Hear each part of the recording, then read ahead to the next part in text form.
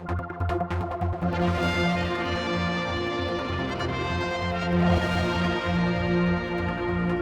our Friday briefing, we're joined by Teare, the Treasury Minister.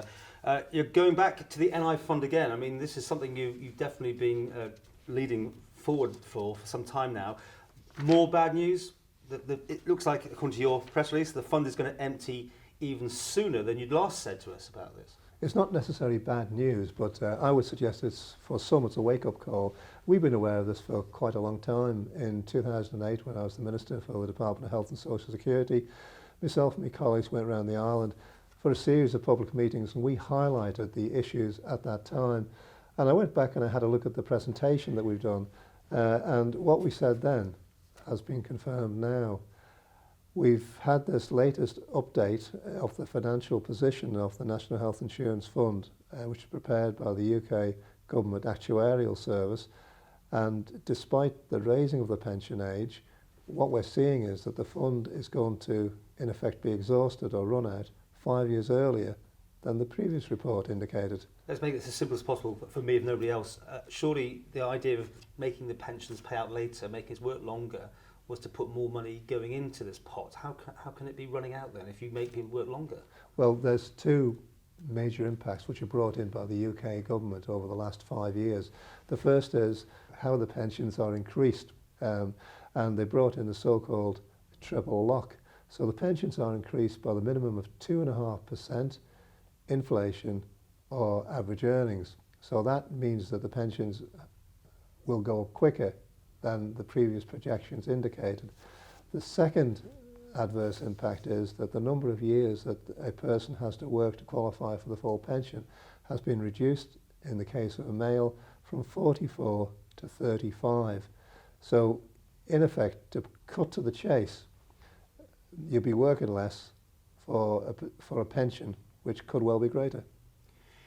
What can you do about it, first of all? And you've had all the actuaries on this looking at it, and we are tied with the UK still on this, are we? So I mean, three questions in one there, but what do we do? We are tied to the UK through the reciprocal agreement, but what we are doing is we're undertaking major strands of research at the moment. There's been some controversy about that. We feel that ourselves that by planning for the future, we will deliver a sustainable National Health Insurance Fund for the succeeding generations. We're not planning for the next general election, we're planning for the next generation. You gave your views to the committee this week.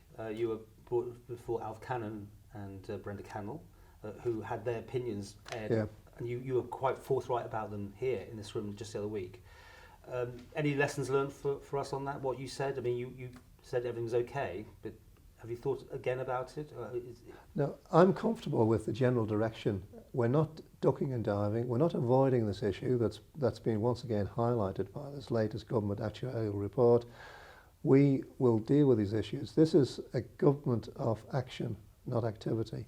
I brought up many times about the Manx supplement for the pensions. I mean, Yep. the Christmas one, but Yep. also there's this supplement, and you have continually indicated that you cannot continue with the system as it is. I mean, that's political speak, isn't it? I mean, I'm coming back to that again because you're going to have to break away, right, from the reciprocal agreement. Not necessarily. We do have a bit of flexibility within the overall terms of the agreement, but this major exercise, this work that's been undertaken at the moment, will spell out the options that we have. And it'd be wrong at the moment to speculate on what we might do to make the scheme sustainable in the long term.